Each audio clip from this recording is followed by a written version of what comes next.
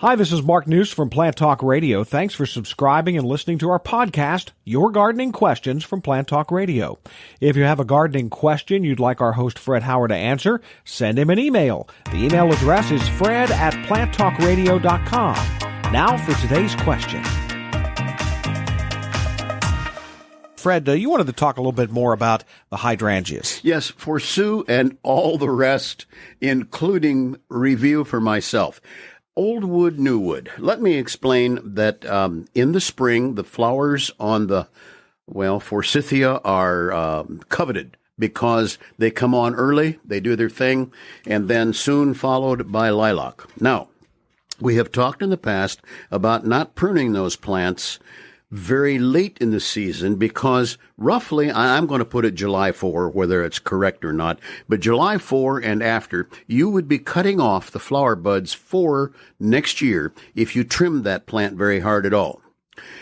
Now, that is those plants, and just using those two examples. Then we come to things like spirea, some of the hydrangeas, and other plants that do not put out flowers until the new growth, the new woody stems on the plants have grown on out. Right now, we have spoken to the magnificence of the beautyberry.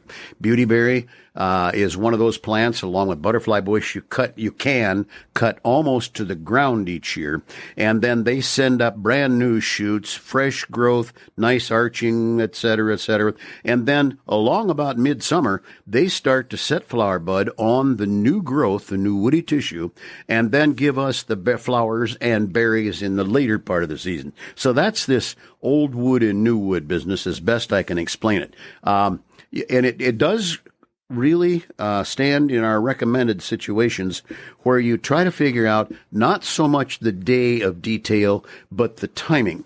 When you're buying plants and you are not familiar with them, check the tag or ask the nursery dealer whether these are plants that you prune right after they flower in the early spring or whether you prune them in the fall after they have flowered and fruited in the fall, so that you get this straight. Because a lot of plants are completely hardy, and yet if you don't prune them at the right time, they never flower for you. So I think, Sue, with your given hydrangeas and then some pruning techniques and so on, it all ends up with, count your blessings, with 2 blue flowers. That's quite outstanding sometimes. Hey, thanks again for listening to our podcast. Be sure to subscribe to our other podcasts as well, the Plant of the Week podcast and the Plant Talk Radio podcast, all on iTunes or your favorite podcast player.